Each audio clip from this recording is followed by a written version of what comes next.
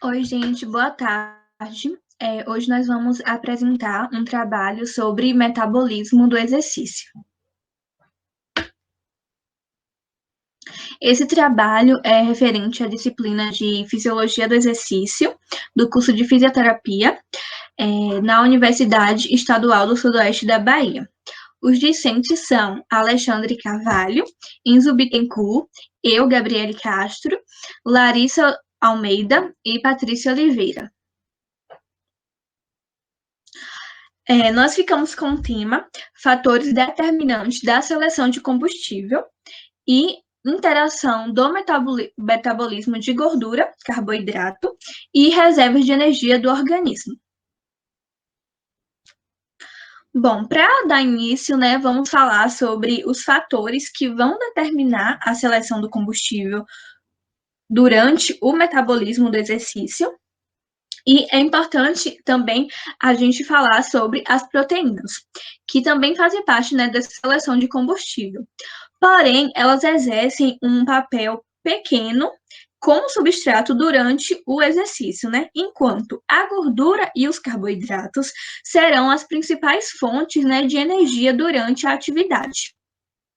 Em indivíduos que são saudáveis e consomem, né, possuem ali uma dieta equilibrada. Porém, vai existir alguns fatores que vão determinar se o substrato primário, durante esse trabalho, vai ser a gordura ou o carboidrato. E alguns desses fatores são a dieta.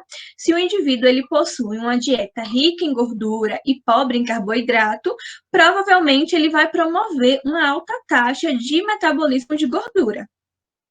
Temos também a questão da intensidade e a duração do exercício. Nos exercícios de baixa intensidade, se usa, né, primariamente a gordura como combustível, enquanto o carboidrato ele constitui a fonte energética primária durante o exercício de alta intensidade. Então, exercício de baixa intensidade se usa gordura e exercício de alta intensidade se usa o carboidrato. Só que temos também o fator de que, se o indivíduo ele passou por um treinamento de resistência, ele vai usar mais gordura e menos carboidrato do que os indivíduos que são menos condicionados, né? Durante, claro, um exercício prolongado. Esses tópicos que eu acabei aqui listando, né, eles já foram melhor explicados pelo grupo anterior, que também falaram sobre esses fatores que determinam a seleção de combustível durante o metabolismo do exercício. Porém, agora nós vamos dar uma ênfase maior na interação do metabolismo de gordura e carboidrato e a reserva de energia no organismo.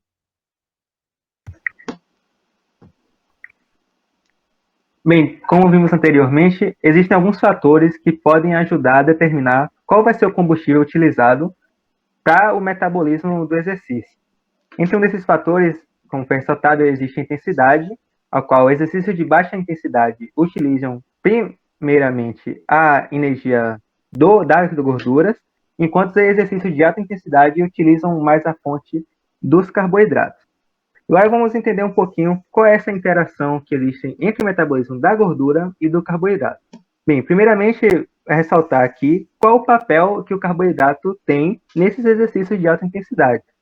Bem, após digerir o carboidrato, ele vai ser armazenado como glicogênio, e a quebra desse glicogênio através da glicólise vai gerar o piruvato. O piruvato um substrato muito importante por ele gera vários intermediários que irão servir na atuação do ciclo de Krebs. O ciclo de Krebs, como já vimos, é utilizado para gerar ATP, e esse ATP vai ser fornecido como energia para os exercícios executados.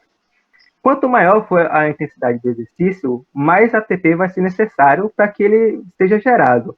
Então, esse ciclo de Krebs vai existir uma maior aceleração, consumindo mais carboidratos.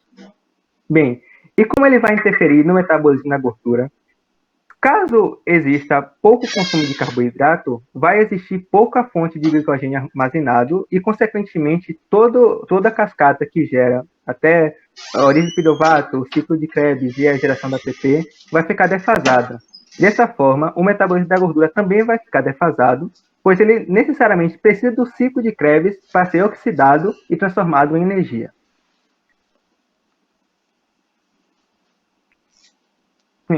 Agora vamos falar um pouco sobre reservas energéticas do organismo. A primeira a ser comentada vai ser sobre os carboidratos. Como disse anteriormente, após a ingestão de carboidratos, eles serão armazenados em forma de glicogênio em duas principais vias. A primeira é o glicogênio intramuscular e a segunda é o glicogênio hepático, que fica no fígado. O glicogênio intramuscular é a principal fonte imediata de energia para a execução dos exercícios de alta intensidade, já que ele não precisa de um longo trajeto até se formar o ATP e gerar energia para o movimento.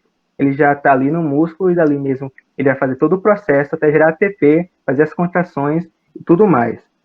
O carboidrato armazenado, o glicogênio armazenado no fígado, ele vai servir de um suporte para quando essas reservas de glicogênio do músculo no exercício de alta intensidade estiverem começando a decair.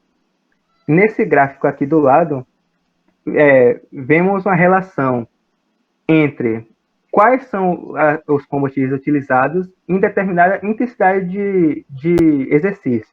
Em baixa intensidade, temos a predominância dos ácidos graxos livres no plasma. Quando vai aumentando um pouco dessa intensidade, o glicogênio muscular começa a ser o protagonista desses movimentos, de energia desses movimentos, e o glicogênio plasmático também começa a aumentar um pouco. Logo, quanto vai aumentando a intensidade, mais o glicogênio muscular vai ser aumentado, e também o glicogênio plasmático, para poder servir como suporte. Outra fonte energética muito encontrada é a fonte de gordura. Bem, gorduras são quilocalorias que armazenamos, quilocalorias extras que armazenamos com a nossa alimentação. Elas são baseadas no quanto de gasto energético temos no dia. Por exemplo, se tivermos um gasto energético de 2.500 quilocalorias e consumirmos 3.000 quilocalorias, esse excedente de 500 quilocalorias será armazenado em gordura. A principal fonte de armazenamento dessa gordura vão ser nas células, nos adipócitos, que ficarão livres no plasma, ou nos celulares, mas também tem uma pequena quantidade que fica diretamente no meio intramuscular. Para a gordura ser quebrada e transformada em energia, primeiro ela está no formato total de triglicerídeo, ela será quebrada por lipólise, liberando uma molécula de glicerol e 3 de ácidos graxos. Esses ácidos graxos serão encaminhados para o meio intracelular e posteriormente para o meio intramitocondrial, ou seja, dentro da mitocôndria. Lá vai sofrer todo um processo com transportadores, e esse ácido graxo vai ser transformado em acetil-CoA graxo, vai ser beta-oxidado e transformado posteriormente em acetil-CoA. Esse acetil-CoA irá entrar como intermediário lá no ciclo de Krebs e depois disso gerará ATP para o exercício. Bem, esse gráfico do lado mostra também algumas dessas reservas de energias e como elas são usadas em determinada quantidade de tempo de exercício. Essa faixa roxa se refere aos triglicerídeos, a essa gordura no meio muscular.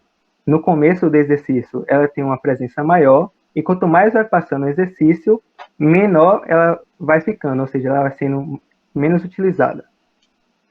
O AGL plasmático, que são os ácidos graxos livres no plasma, é o contrário. No começo, ele está bem equilibrado entre o uso de ácido graxo livre e o triglicerídeo muscular, mas depois o ácido graxo livre ele vai se tornando um protagonista nessa fonte energética. Ele começa menor e depois vai aumentando de acordo com quanto mais durar o exercício.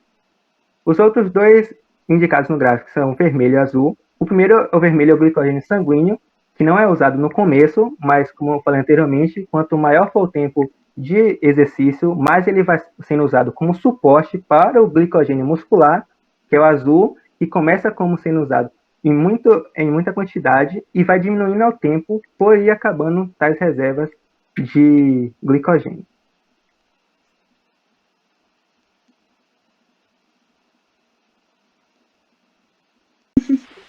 Bem, ainda falando sobre as reservas de energia do organismo, temos ainda a fonte de proteínas, que são utilizadas como fonte de combustível quando são degradadas a aminoácidos. Ou seja, as proteínas vão ser degradadas em aminoácidos para poder ser usadas como fonte de combustível. Ela pode ser fornecida pelos músculos, através do sangue ou pelo estoque de aminoácidos das fibras musculares. Porém, isso vai depender das disponibilidades dos aminoácidos da cadeia ramificada, que podem ser metabolizados diretamente pelos músculos esqueléticos para produzir o ATP, e vai depender também de aminoácidos de alanina, que pode ser convertida em glicose pelo fígado, e ela vai ser envolvida na corrente sanguínea para poder ser usada como um substrato. E temos também o lactato como a fonte de combustível durante o exercício, que o lactato ele é extraído do sangue e pode ser convertido em piruvato, que esse piruvato em seguida vai sendo transformado em acetil-CoA e vai entrar no ciclo de Krebs para poder contribuir no metabolismo oxidativo. E o lactato também é utilizado como substrato na síntese hepática da glicose, atuando como fonte de combustível direta para poder acontecer a ação, né, de contração muscular esquelética e do coração.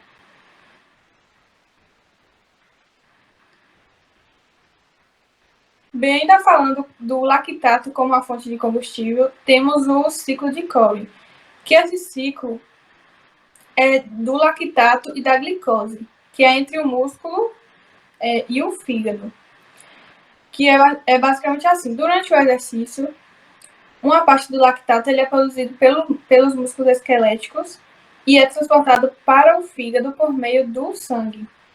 E aí, esse lactato, ele entrando no fígado, ele pode ser convertido em glicose por meio da glicogênese. E essa glicose que foi convertida pode ser liberada no sangue e transportada de volta para a musculatura, e então pode ser usada como fonte de energia durante o exercício. E esse foi nosso trabalho. Obrigado pela atenção.